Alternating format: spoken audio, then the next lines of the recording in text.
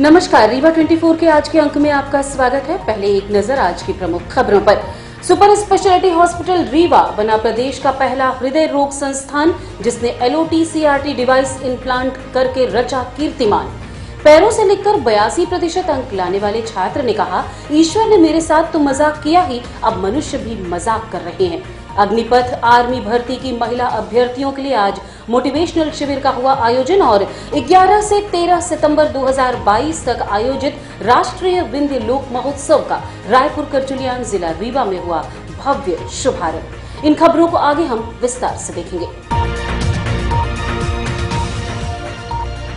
Super speciality hospital Rewa हृदय रोग विभाग प्रदेश का पहला हृदय रोग संस्थान बन गया है, जिसने LOT CRT डिवाइस इम्प्लांट करके एक नया कीर्तिमान स्थापित किया है। मरीज शांति तिवारी एक हार्ट फेलियर के पेशेंट हैं, जो कि हृदय रोग विशेषज्ञ डॉक्टर SK त्रिपाठी के पास सांस फूलने और जल्दी थक जाने की कंप्लेंट के साथ आई थी।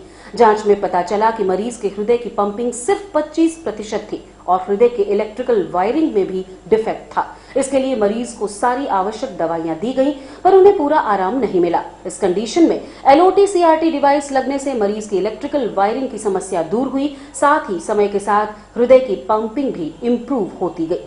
LOT CRT हृदय में कृत्रिम तरीके से धड़कन उत्पन्न करने वाली जटिलतम डिवाइस है। इसमें एक स्मार्ट डिवाइस कॉलर बोन के 2 से 3 सेंटीमीटर नीचे के पॉकेट बनाकर इम्प्लांट की जाती है, जिससे निकलने वाले 3 इलेक्ट्रिकल वायर हृदय के 3 अलग अलग हिस्सों को स्टिमुलेट करते हैं, जिससे हृदय सुचारू रूप से अपना काम कर सके। प्रोसीजर प्रदेश में पहली बार रीवा सुपर स्पेशलिटी में होना था, इसलिए सब कुछ सही से करने का दबाव भी था, पर प्रॉपर प्लानिंग, टेक्निकल सहयोग और जयपुर EHCC के डॉक्टर कुश भगत की सहायता से डॉक्टर SK त्रिपाठी ने फिर से ये कारनामा कर दिखाया और रीवा सुपर स्पेशलिटी हॉस्पिटल को प्रदेश का पहला ऐसा सेंटर बना दिया जिसमें ये प्रोसीजर संभव हो पाया। ये जटिल procedure doctor SK Tripathi, associate professor हृदय रोग विभाग ने जयपुर के इलेक्ट्रोफिजियोलॉजिस्ट डॉक्टर कुश भगत जी के प्रॉक्टरशिप में और कैथ लैब स्टाफ जय नारायण मिश्र, सत्यम शर्मा, मनीष और सिस्टर आकांक्षा के सहयोग से बहुत ही सफलतापूर्वक किया।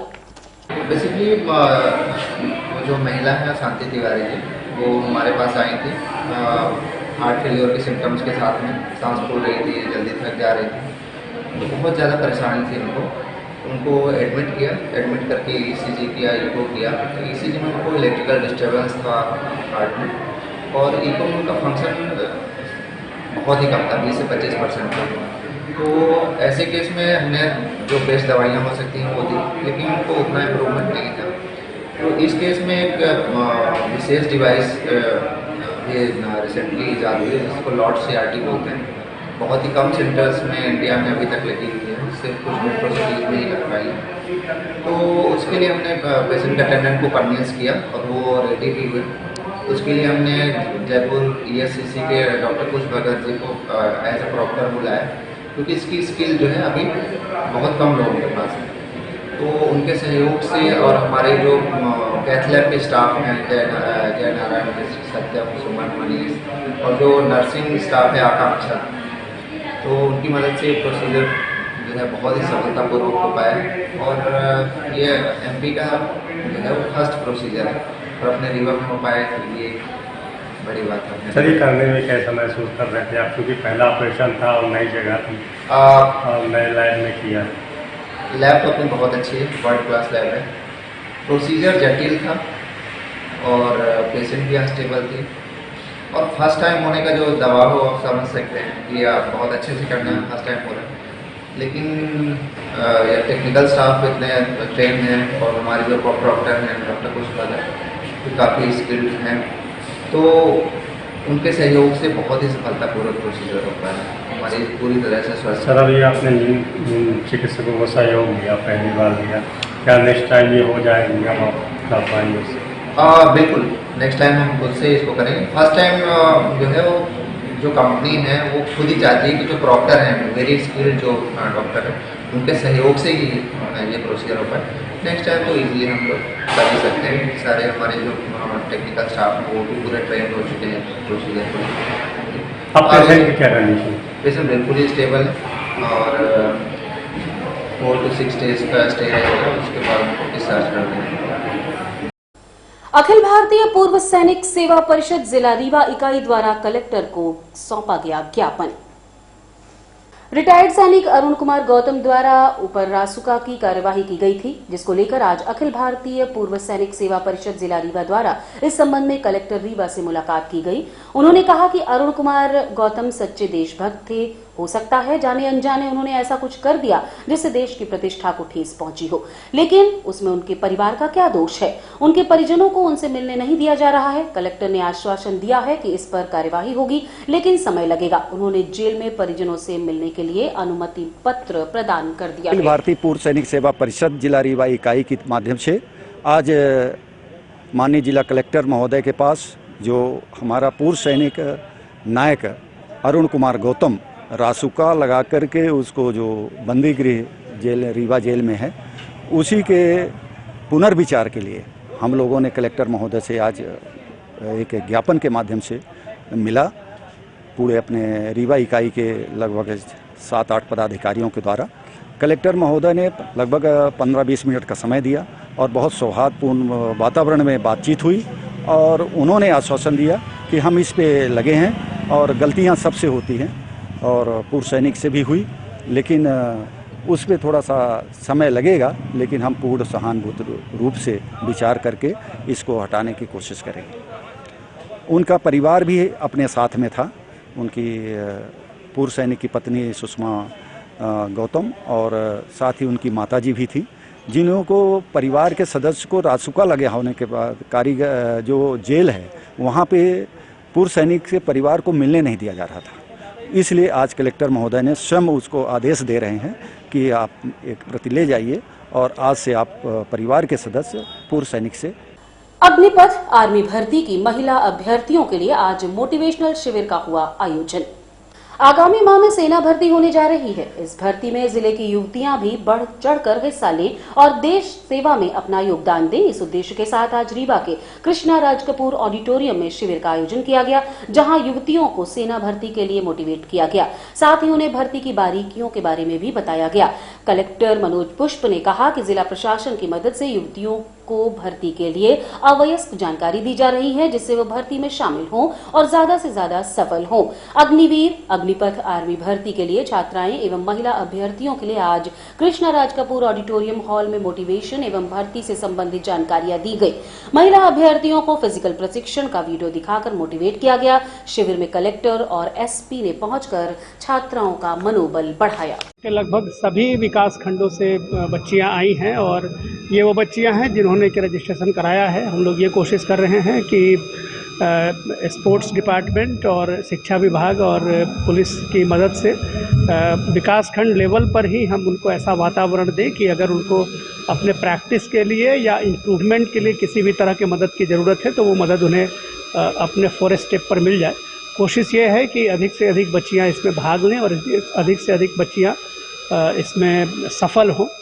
ये एक प्रयास है जिला प्रशासन और पुलिस प्रशासन की तरफ से और हम लोग उम्मीद करते हैं कि इससे इन्हें लाभ मिलेगा। उनको सीखने का एक वीडियो भी दिखाया गया है प्रैक्टिस। उसमें बेसिक चीज़ें बताई गई है कि किस तरीके से वो जो फिजिकल उनकी मिनिमम क्वालिफिकेशन है उसको कैसे अचीव करें और जो समय है इनके पास 1-1.5 महीने का, उसके भीतर वो किस तरीके से प्रैक्टिस करें ताकि बेहतर से बेहतर को रिजल्ट आ सके। और कुछ मुझे पेरेंट्स भी दिख रहे हैं साथ में जो आए हैं, तो अगर पेरेंट्स साथ में आए माता पिता तो ये और अच्छा संकेत है कि वो अभी से अपने बच्चे के करियर के लिए चिंतित हैं और साथ में उसके कंधे से कंधा मिलाकर खड़े हैं कि तुम्हें कोई परेशानी आती है, कोई समस्या आती है, हम आपके साथ हैं। दूसरा बात कि इसमें अब जो मैं बोलूँगा उस पर केवल तालियां कौन बजाएगा? लड़कियाँ बजाएंगे, लड़कियाँ नहीं बजाएंगी। लड़कियों की संख्या लड़कों को कहाँ दिख रही है? ताली बजाओ, लड़कों बॉय ताली बजाएंगे। हम लोग बहुत अच्छे उस मोड में हैं कि जब देखते हैं CBSE का रिजल्ट आता है, MP बोर्ड का रिजल्ट आता है तो उसमें बच्चियां टॉप करती हैं, अच्छे नंबर लाती हैं, मेरिट लिस्ट में आती हैं, तो ओवरऑल हमारे यहाँ बच्चियां काफ़ी ज़्यादा करियर कॉन्शियस होने लगी हैं। उनको अभी से इस बात की चिंता सताने लगी है कि हमको कुछ ना कुछ बनना है, स्वयं के लिए, पेरेंट्स के लिए, सोसाइटी में कुछ अच्छा करके दिखाने के लिए। तो ये आपका पहला स्टेप है। अब बाई बात किसी भी एग्जाम की तैयारी की, जैसा कि अभी धौलपुरी ने बताया कि आपको एक वीडियो दिखाया जाएगा और उसमें आपको तैयारी करने के कुछ तरीके, टिप्स, गुर सिखाए जाएंगे, क्योंकि हर चीज का अपना एक तरीका होता है और हमको कोई भी काम बिना प्लानिंग के, बिना ब्रेन अप्लाई किए तैयारी कर रखी है। जिन बच्चों के होने की संभावनाएं हैं, हम सभी की ये कोशिश है कि वो बच्चे अंतिम रूप से चुने जाएं और ये कोशिश है कि जो फिजिकल फिटनेस है आपकी, उस फिजिकल फिटनेस में हम लोग थोड़ा बहुत अगर किसी में कोई कमी हो तो उसको हम पूरा करने की कोशिश करें। आपकी स्पीड कैसे बढ़ाई जाए, आपके हाई जंप, लॉन्ग जंप को कैसे बेहतर किया जाए और साथ में जो रिटन पार्ट है उसके लिए भी आपको कुछ आइडिया दे दिया जाए। वो 10th स्टैंडर्ड की चीजें हैं, आप सभी ने उसको ढंग से पढ़ा होगा। हम लोग कोशिश करेंगे कि उसमें भी कुछ आपको जानकारियां दे दें ताकि इसके आधार पर आप अपनी तैयारी बेहतर कर सको। ये जो फिल्म बनाई गई है, इस फिल्म को बनाने के दौरान हम लोगों ने इसको कई बार एडिट किया है और अब इस फिल्म को देखने भर से आपको बेसिक आइडिया लग जाएगा कि हमको किस किस तरह की तैयारी करनी है।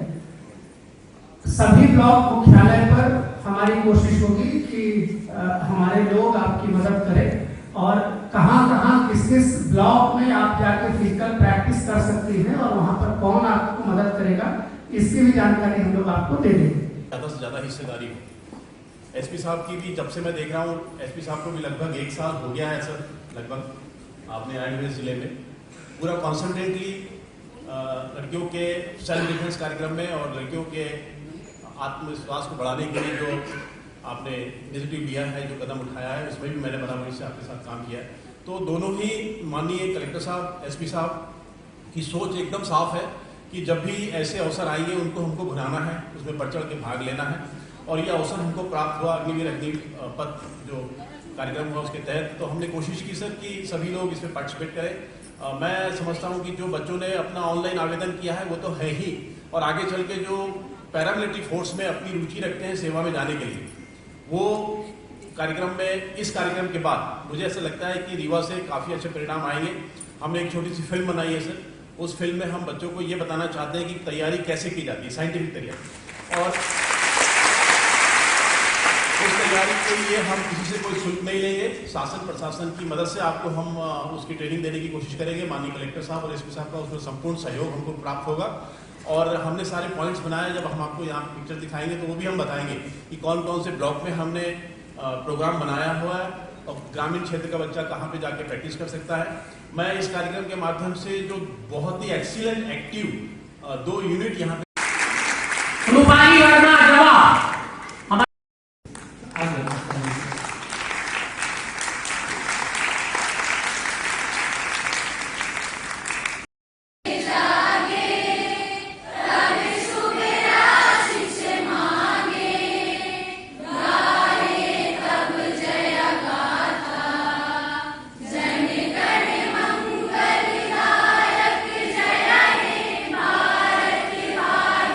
अस्पतालों में मरीजों की बढ़ती भीड़ और कारणों को लेकर रीवा 24 टीम ने आज अस्पताल का निरीक्षण किया। बरसात के मौसम के बाद अचानक मौसम में परिवर्तन होने के कारण इस समय बीमारियों से अस्पतालों में काफी भीड़ बढ़ रही है। लोगों में अनेक बीमारियां देखने में मिल रही हैं। इसी को लेकर आज हमारी टीम ने संजय गांधी अस्पताल का निरीक्षण किया और वहां के चिकित्सक से इस बारे में बात की।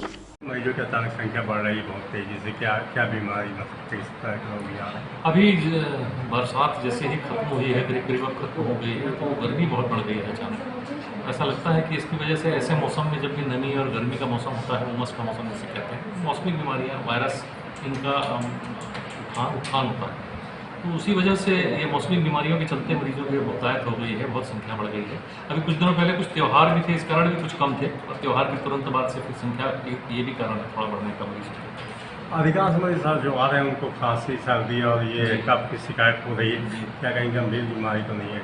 नहीं, गंभीर नहीं। ज़्यादातर मरीज इसी तरह के हैं जो मौसमी बीमारियों से सतही तौर पर बीमार हैं, जिन्हें 2-4 दिन आवश्यकता दवाई खाने की या आराम की होती है, कुछ ही गंभीर होते हैं। सर, इसके बचाव के कुछ उपाय या अब वर्तमान में पानी खूब पीते रहें, साफ़ सुथरा खाना खाएं। इस समय दूषित खाद्य पदार्थ बहुत होता है तो उससे बचाव रखना चाहिए और यथासंभव अपना इस बात से कोशिश करें कि बहुत एक्सर्शन का काम ना हो, ऐसी जगह क्लोज स्पेस में काम ना करें जहाँ गर्मी बहुत हो रही है। ऐसे समूह में लोगों की परेशानियाँ ज़्यादा बढ़ जाती हैं। ईश्वर ने तो मेरे साथ मजाक किया ही, अब मनुष्य भी मजाक कर रहे हैं, कहा 82% अंक लाने वाले दिव्यांग छात्र ने। साल 2020 में मऊगंज के रहने वाले दिव्यांग छात्र कृष्ण कुमार केवट 82% लाकर उस समय सुर्खियों में आ गए थे जब ये पता चला कि पैरों से लिखकर वो नंबर प्राप्त करने पाए हैं।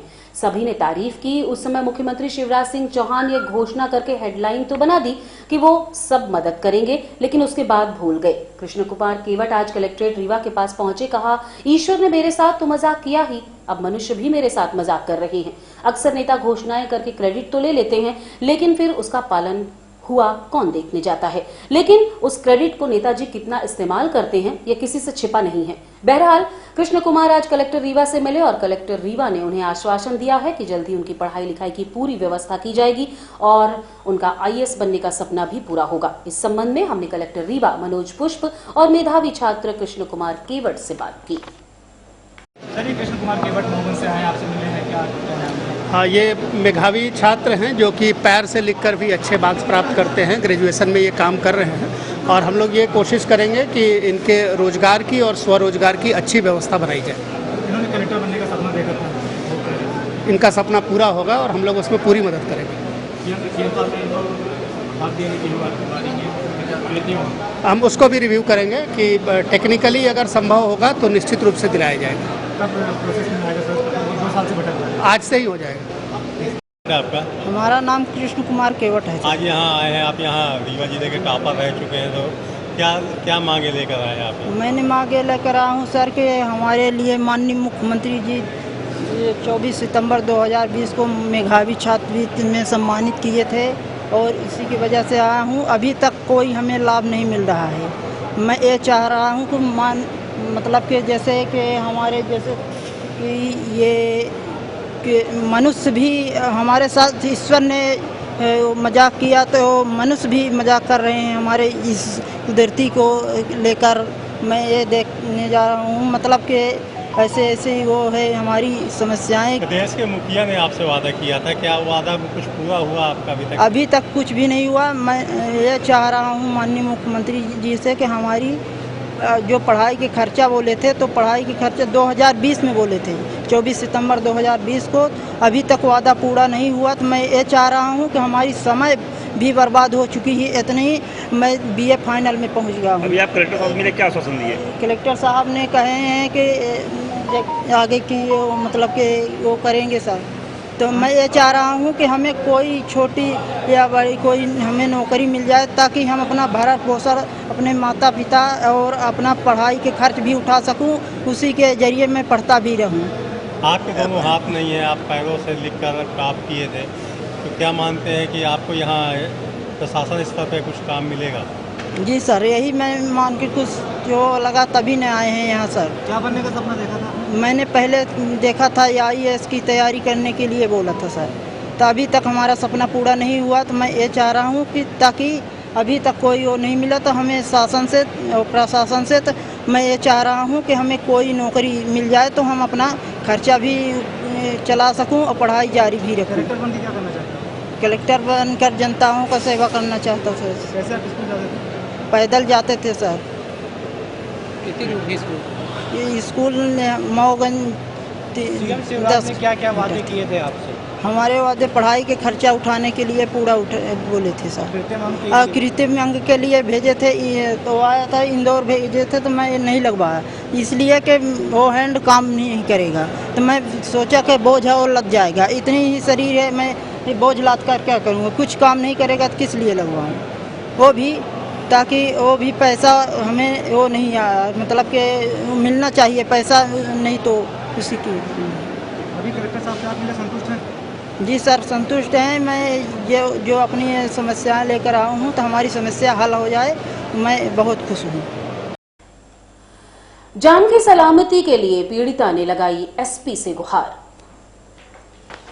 गोविंदगढ़ थाना अंतर्गत नीगा गांव की रहने वाली रामकली विश्वकर्मा पति कमलेश विश्वकर्मा ने आज एसपी कार्यालय पहुंचकर बताया कि उसके घर के बगल में रहने वाला बद्री प्रसाद विश्वकर्मा पिता रामकरण विश्वकर्मा अक्सर गाली गलौज करता है और अश्लील हरकतें करता है।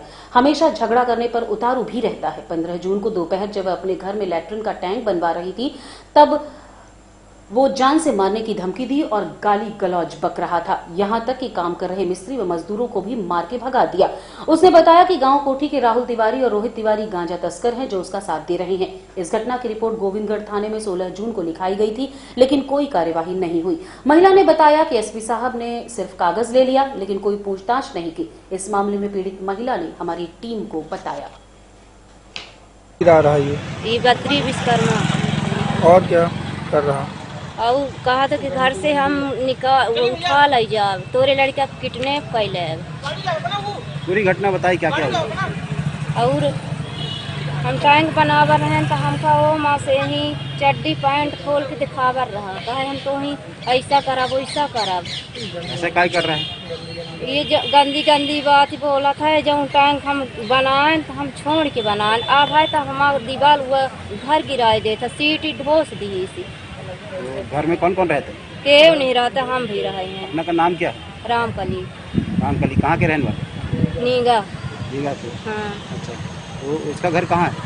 उसका उस बगल में घर है, पर हमारा पहले घर बना रहा है और खराब बन रहा है। जो आपसे विवाद कर रहा है उसका नाम क्या है? बद्री विश्वकर्मा। बद्री विश्वकर्मा। हाँ। तो उसका भी मकान वहीं पे आपके मकान से लगा? हमारे मकान से लगा। हमारा ऐसा मकान है पहले के बना ऐसे ही। अच्छा। हाँ। और क्या बोल रहा था वो? अब बोल रहा कि तोरे लड़का किडनैप पहले तो खरात में उठा ले जा। अच्छा, आपके लड़के का क्या नाम है? हमारे लड़के के ही मोहित। अच्छा, तो कंप्लेंट कहाँ डाली आपने? आपने कहाँ दी? हम किए हुआ गोविंदगढ़ थाना और महिला थाना। अच्छा। हाँ। सुनवाई हुई आपकी? कुछ नहीं सुनवाई। अब आप कहाँ पे आए? अब आए नहीं एसपी साहब क्या बोले? हमसे कुछ नहीं बोले हुए। लिखा निजी कॉलेज द्वारा छात्रों को ठगने का मामला प्रकाश में आया है। वर्तमान केंद्र सरकार एक और निजीकरण के फायदे गिनाए जा रहे हैं और हर संस्था को निजी करने का प्रयास किया जा रहा है, लेकिन बीच बीच में ऐसे मामले आते रहते हैं जब आम आदमी का निजी संस्थाओं से भरोसा उठता जा रहा है, क्योंकि सरकारी संस्था कहीं भागती नहीं, लेकिन निजी स्वामित्व की संस्था का क्या भरोसा है, कब तक वह अस्तित्व में रहेंगे और कब गायब हो जाएंगे। ऐसा ही एक मामला सामने आया है, जिसे लेकर छात्र पंकज पटेल ने बताया कि सत्र 2020 में मैंने यूनिक पैरामेडिकल कॉलेज में योग में डिप्लोमा के लिए एडमिशन लिया था, लेकिन मैं बाद में ये बताया गया कि तुम्हारा आर्ट साइड का हूं, इसलिए विषय एडमिशन निरस्त कर रहा है। पंकज ने बताया कि उसने और उसकी पत्नी ने 3-3 हजार यानी कुल 6,000 जमा किए। जब उसने मांगे तो संबंधित व्यक्ति ने मना कर दिया। इसके अलावा छात्रों के पैसे कॉलेज द्वारा लिए गए हैं। कॉलेज अब बंद कर दिया गया है। ज्ञापन में ये है कि मैंने 2020-21 में यूनिक पैरामेडिकल कॉलेज शिवनगर मोड़ बाकी बिहारी मैरिज गार्डन के सामने था। मैंने एडमिशन योगा क्लास में लिया था, मैं और मेरी पत्नी। और 1 साल बाद उन्होंने बताया कि आपका आर्ट ग्रुप है, इसलिए एडमिशन कैंसिल हो गया। मैंने उनसे संपर्क किया, बोले ठीक है हो जाएगा, लेकिन जब उनके घर जाके पता किया बोले कि हमको नहीं मालूम, कर्मचारी थे, और उल्टा सीधा बोल के धमकी दे के भगा दिया गया। बोले हम नहीं देंगे, जो करना हो कर लेना। कितना पैसा जमा किया? पैसा 3-3 हजार, दोनों का मिला के 6,000 रुपये था, और कुछ और बच्चों का भी ऐसे ही हो गया है, तो वो अब बाहर है तो कार्रवाई नहीं कर रहे हैं। आप कहाँ भटके हैं? मैं यूनिवर्सिटी थाना दिया हूँ, जिला कलेक्टर को दिया हूँ सुनवाई में, और जिला शिक्षा अधिकारी को भी पत्र दे चुका हूँ, लेकिन अभी तक कोई रिप्लाई नहीं आया। सीएम हेल्पलाइन लगाए? सीएम हेल्पलाइन में बोले क्योंकि ये प्राइवेट कॉलेज है, इसलिए सीएम हेल्पलाइन में नहीं हो पाएगा। कॉलेज के नाम क्या था? Unique paramedical college Rewa. अब वो कॉलेज खुला है? अभी कॉलेज अब बंद हो चुका है पिछले साल से, क्योंकि वो कोरोना में के समय था तो चल नहीं रहा था, इसलिए बंद कर दिया गया। बकाया उसका चैटिंग, वीडियो रिकॉर्डिंग सब है मेरे पास। तो आप शिकायत करनी है। और इसके संचालक अक्षय वेदांती और सूर्यकांत मिश्रा हैं, जिनका निवास आवास रीवा में बजरंग नगर वार्ड 12 में। उनके घर में भी संपर्क किया, लेकिन उल्टा सीधा और रुकेंगे एक छोटे से विराम के लिए। आप बने रहिए रीवा 24 न्यूज के साथ। हड्डी जोड़ एवं रीढ़ रोग तथा स्त्री रोग एवं प्रसूति रोग का इलाज एक ही छत के नीचे। विघ्नहर्ता hospital, and trauma centre, hotel landmark के पास, रतहरा, रीवा। डॉक्टर संतोष सोनी, पूर्व चिकित्सक, बॉम्बे हॉस्पिटल, मुंबई, हड्डी जोड़ एवं रीढ़ रोग विशेषज्ञ, छोटे चीरे एवं दूरबीन विधि द्वारा हाथ तथा पैर की हड्डियों का ऑपरेशन, गठियाबात, जटिल एवं बिगड़े हुए फ्रैक्चर का बेहतर इलाज करते हैं डॉक्टर संतोष सोनी। विघ्नहर्ता हॉस्पिटल ट्रॉमा सेंटर में ही स्त्री एवं प्रसूत रोग विशेषज्ञ डॉक्टर शैलजा सोनी भी उपलब्ध हैं, जिनकी देखरेख में नॉर्मल डिलीवरी, सिजेरियन ऑपरेशन एवं बच्चेदानी से संबंधित ऑपरेशन की बेहतर सुविधा। संतानहीन दंपत्ति तत्काल संपर्क करें। विघ्नहर्ता hospital and trauma centre, hotel landmark के पास, रतहरा, रीवा। सुविधाजनक एवं सफल इलाज हेतु आज ही संपर्क करें। विघ्नहर्ता hospital and trauma centre, hotel landmark के पास, रतहरा, रीवा। मोबाइल नंबर 7828781983 अथवा 8462956774 पर। भारत सरकार संस्कृति मंत्रालय के सहयोग से रंग अनुभव सांस्कृतिक शिक्षा समिति के द्वारा आयोजित राष्ट्रीय विंध्य लोक महोत्सव की विधिवत शुरुआत दिनांक 11 सितंबर 2022 को रायपुर करचुलियान मंगल भवन में हुई। इस महोत्सव में देश के प्रसिद्ध नाट्य संस्थाओं के द्वारा नाटकों की प्रस्तुति होनी है। उद्घाटन सत्र में नाटक बड़े भाई साहब का मंचन हुआ। इस नाटक में राजवीर तिवारी, रत्नेश गोस्वामी ने जीवंत अभिनय किया। ये प्रस्तुति 8 पॉइंट सांस्कृतिक शिक्षा समिति संस्था की रही। इसका निर्देशन विपुल सिंह ने किया। प्रथम दिवस के द्वितीय सत्र में सघन सोसाइटी भोपाल की नाट्य प्रस्तुति छाहूर की प्रस्तुति हुई। इस नाटक का निर्देशन आनंद मिश्र ने किया। सघन सोसाइटी भोपाल के कलाकार राष्ट्रीय एवं अंतर्राष्ट्रीय मंच में अनेक नाटक प्रस्तुत करने के बाद रंग अनुभव के आमंत्रण पर रायपुर करचुलियान जिला रीवा में नाटक का जीवंत अभिनय करने पहुंचे। छाहूर नाटक में स्थानीय बोली बघेली का प्रयोग किया गया तथा ये नाटक लोक तत्वों को सहज रूप में प्रदर्शित करता है। विंध्य लोक महोत्सव के द्वितीय दिवस के कार्यक्रम की जानकारी देते हुए विनोद मिश्र ने बताया कि दिनांक 12 सितंबर को नाटक सधुआ तू अब भी हंस सकता है बबुआइन पर का मंचन होगा। महोत्सव में तृतीय एवं अंतिम दिवस नाटक संत कबीर की प्रस्तुति होगी। इस नाटक का नाट्य रूपांतरण एवं निर्देशन संजय मेहता ने किया है। ये नाट्य प्रस्तुति रंग शीर्ष संस्था भोपाल की होगी। 13 तारीख को ही आयोजन का आकर्षण होगा विशाल कवि सम्मेलन, जिसका समय रात्रि 8 बजे से निर्धारित है। इस कवि सम्मेलन में प्रदेश के प्रतिष्ठित कवि आयोजन को भव्यता प्रदान करेंगे। मंचन के बाद हमने भोपाल से आए कलाकारों से नाटक को लेकर बात की। अंतर्गत वो नाटक खेला जा रहा है, मतलब जैसे लोक नाट्य है, रियलिस्टिक पैटर्न में हो रहा है, या अन्य जो नाटक के विविध प्रकार होते हैं। तो मेरा सिर्फ एकमात्र ये ध्येय रहता है कि मैं उस क्षण उस किरदार के साथ उसको जी के उसके साथ न्याय करूं, और साथ साथ जो हमारे नाटकीय तत्व होते हैं, जो मंच विन्यास से संबंधित चीज़ें होती हैं, म्यूज़िक से संबंधित चीज़ें होती हैं, लाइट होती हैं, उनका जो जैसा कि मेरे निर्देशक ने मुझे समझाया, मैं उनका अनुपालन करूँ। अच्छा भैया, थोड़ा सा अपने बारे में बताइए। मेरा नाम विशाल आचार्य है। मेरा पैतृक गांव अमरपाटन के पास में जमताल है, जिला सतना में, और हमारा जो पैतृक निवास है वो बहुत पुराना रीवा में ही बना है शुरू से। हमारे पुरखे वहाँ के थे जमताल के, और घर हमारा यहाँ रीवा में बना है। और वर्तमान में मैं भोपाल में रह रहा हूँ। लगभग मुझे 21 से 22 साल हो गए थिएटर करते हुए। काफ़ी रंगमंच किया, मैं संख्या में नहीं जाना चाहता कितने नाटक के, बहुत किया, करते आ रहे हैं बस, और इससे संतुष्टि मिलती है।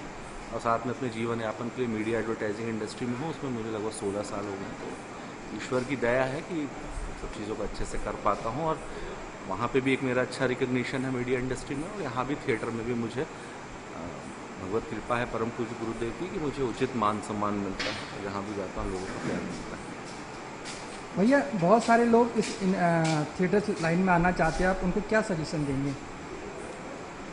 आने के पहले सबसे पहले तो अपना विज़न क्लियर रखिए, और किसी भी चीज़ को करने के लिए, विशेषकर थिएटर में यदि मैं बात करूं, तो 3 P बहुत इम्पॉर्टेंट है: प्रिपरेशन, परसिवरेंस एंड पेशेंस।